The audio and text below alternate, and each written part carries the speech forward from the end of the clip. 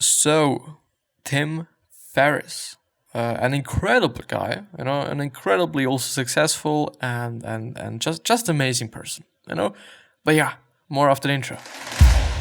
As always, because it is amazing, because it is like good. But yeah, and with that being said, hello and welcome back to another episode of the Self-Development with Tactics podcast. And I'm pretty happy to be here. And I'm also pretty happy to talk about this, even though, before I even talk about the other stuff, even though I do have to say that, first of all, it's a really long article, so it might take us some time. But I'm also going to go through it in my leisure time so that I can highlight these things and then just present them to you, because of course there's a lot of, I don't want to say there's a lot of fluff and stuff, but there's always some things that are not quite necessary, but just for it or letting it be a little bit better, I would say, because I mean, if a book would only consist of the information per se, I don't know if it would be such a pleasure to read it then, if there's no story, if there's no quote unquote fluff. But of course, like if there's too much fluff, then it's not also that good. But before I go through the episode, as I then can see, and as I've also been talking about it just before, there are certain highlights, and these highlights are going to be down in a PDF, and this PDF is linked in the description. It's probably going to be ready when I've finished with it, finished going through it on my own, and or going through it inside of the podcast or on a podcast. I don't know, it really heavily depends. But still, you can download it and print it and also view it. It is a Google Drive thing, so it is also virus checked and shit, so there's nothing to worry about. And the last thing is the music, which is just for personalization purposes. Which is a big problem that I've seen and I've faced. And I thought it is actually a pretty good idea. I think it's actually a pretty good idea of mine. If you want to have some background music and you want a specific genre and you want a specific volume as well, then please get on into the description, because there is everything like that. Maybe I'm actually going to find out a way to just change the speed of the music to some degree, kind of. But yeah, anyway, I think it is just a good way to just make things a little bit better without actually, because I could also add music, of course, but I know that some people don't like it and some people like it, so this is my kind of approach to that. But yeah, Tim Ferriss, 11 Reasons Not to Become Famous, or a Few Lessons Learned Since 2007. Which is actually a really interesting article, and I've also really been looking forward to reading this article and seeing more articles on Tim's side, or Ferriss' side as well. I'm a really great fan of his podcast. I really like it. I really like listening to it. And I also really like him because I think he's an incredibly inspiring person. Actually, he looks pretty good on this photo. Like, I honestly have to say. And yeah, like, it's a pleasure. It's a pleasure going through this. And it is also a pleasure, like, seeing kind of the difference, like, the new Tim and the old Tim. Or just actually vice versa, like the old Tim and the younger Tim. Well, yeah, and also as the just text there says, November of 2008, which is now like 12 years ago. Is it? I think it's 12 years. Well, yeah, anyway. I had more hair, a flip phone, and absolutely no idea what was coming. And he always looks humble. He really does. Like, with this jacket and shit, and also here, there, like, he doesn't really look rich, even though he's having a fucking net worth of over 100 million. Which is actually really a lot, like really a lot. If you're just comparing this to other people. So I do believe, I just always like to compare it to, and by the way, all these games that you're seeing there, I'm not playing them. This is just suggestions and whatnot. But if you're just comparing it to, I don't know, some people that really look rich, I just like to take rappers most often. Let's actually, Wiz Khalifa. And because I think it is just a good way to show what you could be doing. Yeah, his is 45 million, like, which is really a lot as well. I know, please don't get me wrong, but it's the half of what Ferriss is doing. And yeah, he really looks kind of rich, Wiz Khalifa. So yes, let the gimbals, or whatever they are called, symbols of popularity, tinkle still. Let the butterflies of fame glitter with their wings. I shall envy neither their music nor their colors. from John Adams, letters of John Adams addressed to his wife. If I'm not famous by 30, I might as well put a bullet in my head. That's an actual sentence I spoke to one of my closest friends at the time I was 28. The 4-Hour Workweek, my first book, was published in 2007, and it hit the New York Times hardcover business bestseller list, where I stayed for an unbroken 4 years and 4 months. It was quickly translated into approximately 40 languages, and shit went bonkers, and everything changed. Which is something, actually it was 29, something that's quite interesting as well for the whole story thing. So if you actually want to read the whole one, because I'm not going to read the whole one, I'm kind of not really nitpicking, but I'm just picking some things out of it that I think are interesting, important, necessary, something like that. But the link is going to be down in the description, so if you want to check it out on your own, and if you want to check out the whole one in its fullest, then please also do that. I don't know if it is written by Ferriss actually, or by Tim. It could be, but it could also not be. Like, I don't know. I was 29. To kick off this post, let's start with a real example from 2010. I vividly remember the day I received an email from someone we'll call James. James was a frequent commenter on my blog, and we would become friendly over time. He was a great guy and a huge help to other readers. I had given him advice. He had built a few successful businesses, and we'd developed a nice virtual report. The day in 2011, however, I actually received an email from James' longtime assistant. It was succinct, conscious, compact, condensed. Well, yeah. And the letter said, "James learned so much from you, and he instructed me to give you this video." I clicked on the attachment. James popped up. He was clearly agitated and clenching his jaw, making contorted faces and speaking strangely. He thanked me for all my help over the years and explained that it had helped him through some very dark times. He finished by saying that he was very sorry, but that he had to end things. That's when he turned off the video and killed himself. And as I've been reading it, and I was, by the way, in the train, as I was reading this, like, I honestly have to say, because I know that Tim Ferriss has often been, his lifelong been struggling with depression and depressive stages in his life. I think as they're called, I think this actually really like you're calling them. And I do believe that it's not doing any good to you if you know that somebody took his life, basically. And it really must be quite difficult. Suffice to say, I didn't realize that this type of thing was part of the fortune fame-seeking bargain. And now it is 2020. So this experience profoundly fucked me up for a long period of time, which is also something that he said. Now it is 2020. 13 years, 5 books, and 1,000 blog posts, and nearly 500 million podcast downloads later. I've learned a few things about the promise and perils of seeking fame. And I say seeking fame deliberately because, let's be honest, I'm not really famous. Beyonce and Brad Pitt are truly famous. They cannot walk around in public anywhere in the world. I'm a micro-public figure with a monthly audience in the millions or tens of millions, which is always just really a lot, by the way. But, nevertheless, there are legions of people on Instagram alone with audiences of this size.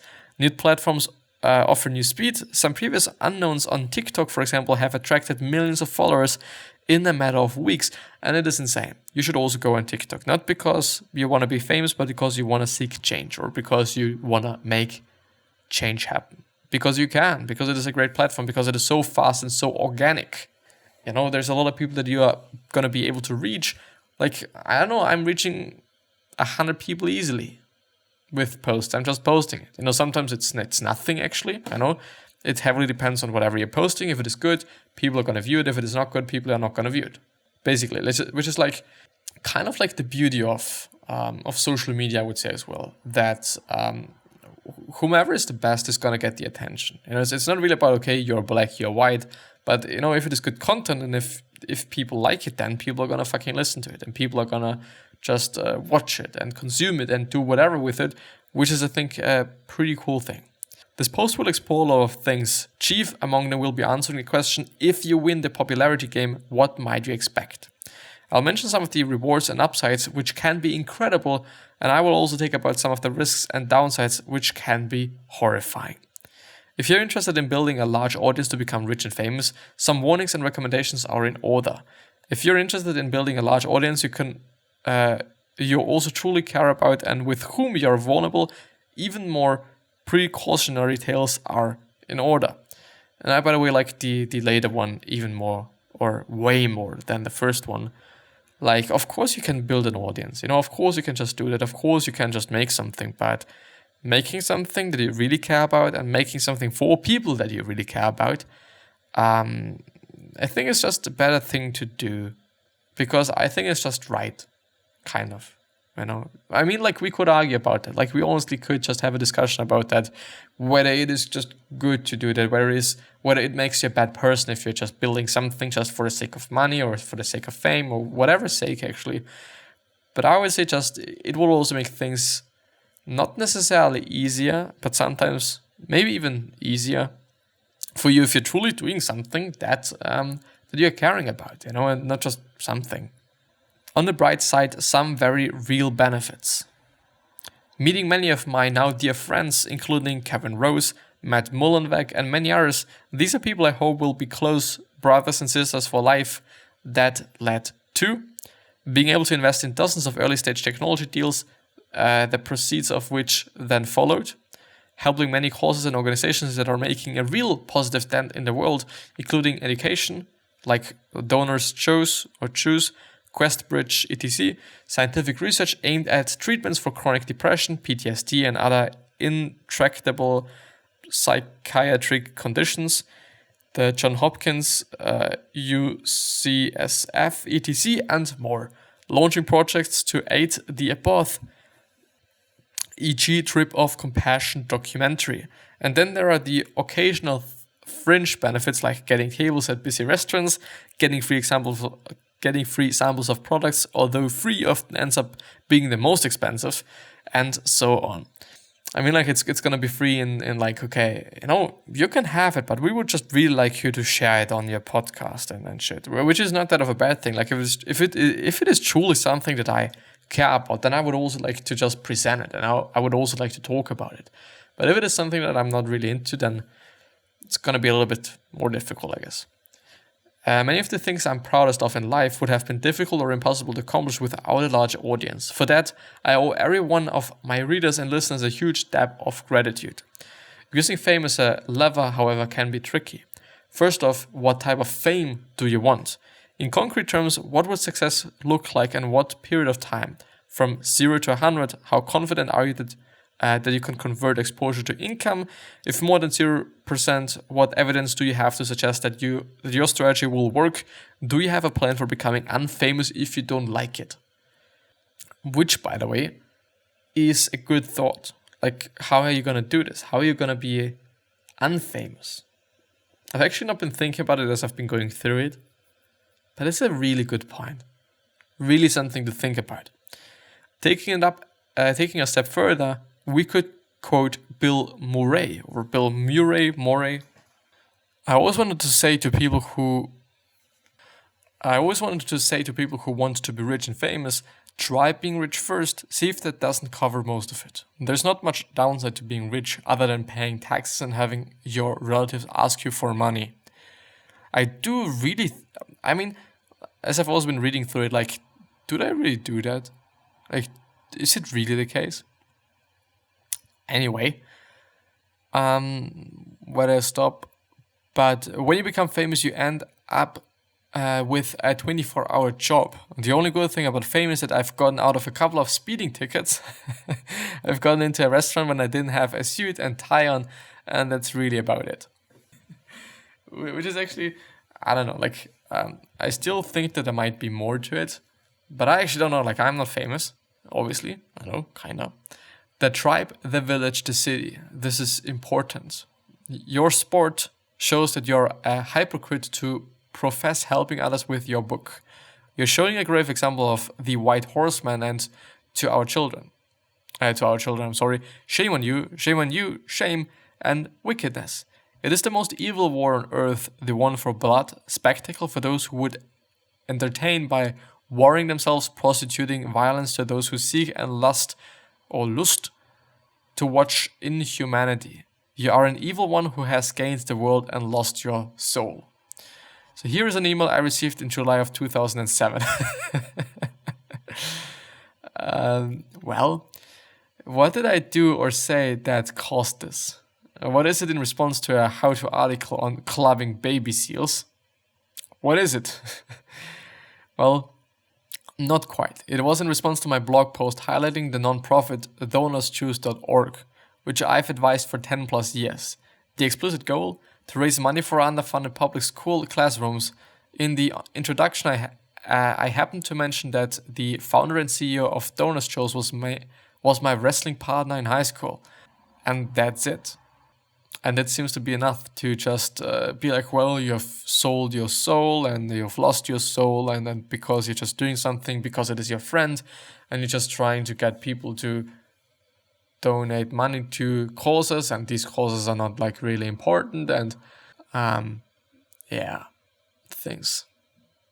This same White Horseman reader proceeded to send me more than a dozen increasingly threatening emails, concluding with, "I shall deliver you on Judgment Day." What the fuck? Was that a death threat? Was there anything I should do or could do about it? I had never dealt with such things and I didn't know, but I did know one thing. It was very, very scary and completely out of the blue. And it was completely out of the blue, yeah, obviously. I mean, like, I don't know if you... I think to some degree you can expect something like that if you're a certain person, but if you're not, then not. That week I shared the above story with a female career blogger. She laughed and said soberly, "Welcome to the party." She got an average of 1 death threat and 1 sex request threat per week. At the time, our audiences were roughly the same size. Well, this brings me to the topic of audience size and the metaphor of the tribe, the village, and the city. Think back to your 5th grade class. In my case, there were 20 to 30 kids. Was there anyone totally off the rails in your class? For most of you, there is a decent chance kids seemed pretty sane. It is a small sample size. Next, think back to your freshman year in high school. In my case, there were a few hundred kids. Was there anyone volatile or unbalanced? I can think of at least a handful who were prone to violence and made me uneasy. There were fights. Some kids brought knives to school. There was even a kid rumored to enjoy torturing animals. Keep in mind, this high school was in the same town as my elementary school. So what changed? The sample size was larger. Yeah, the higher or the more people you are just considering to be something, the more are also going to be actually dead, I guess, if this makes sense. Flash forward to my life in July of 2007, less than 3 months after the publication of my first book. In that short span of time, my monthly blog audience had exploded from a small group of friends, 20 to 30, to the current size of province, Rhode Island's 180 to 200,000 people. Let's dig into that. What do we know of Providence? It's actually Providence, yeah. Here's one snippet from Wikipedia, and bolding is mine. Compared to... I should. Compared to the national average, Providence has an average rate of violent crime and a higher rate of property crime per 100,000 inhabitants. In 2010, there were 15 murders, down from 24 in 2009. In 2010, Providence fared better regarding violent crime than most of its peer cities. Springfield, Massachusetts, blah, blah, blah, blah, blah. The point is this. You don't need to do anything wrong to get death threats, rape threats, etc., but just need a big enough audience. Think of yourself as a leader of a tribe or the mayor of a city. Yes, I do. I mean, unfortunately, it is kind of the case because,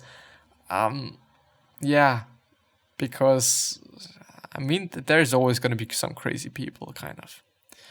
The average will dictate that you get a certain number of crazies, con artists, extortionists, possible or actual murderers, and so on. In fairness, we should also include a certain number of geniuses, a certain number of good Samaritans, and so on. Sure, your subject matter and content matters, but it doesn't matter as much as you would like to think. To recap, the bigger the population, the more opportunities and problems you will have. A small self-contained town in Idaho might not have a Pulitzer Prize winner among its residents, but it probably doesn't need a SWAT team either. Which is like two good things, isn't there? Now, here we are in 2020, which is going to be what we're going to go through the next time, So I wish you the best health, happiness, and also success, and also hope that it's quite nice weather outside, actually. Maybe we should actually go outside. Might be doing that. Maybe also not. It depends. I wish you the best health, happiness, and also success, and also hope that you're going to remind yourself and you're going to be remembered, which basically means your legacy, which basically means just being a nice person, then being remembered as a nice person. And yeah, 3 other questions that I'm having for you are, why are you here? What are you trying to change? And what is bothering you the most? These 3 questions are hopefully going to show you your purpose and maybe even a business idea, which is a good thing. But yeah, maybe you even consider subscribing, and I'm going to see you the next time. I hope. So, bye. I do wonder. I wonder how and I wonder why. Yesterday you told me about the blue, blue sky. I know that I can see just a yellow lemon tree.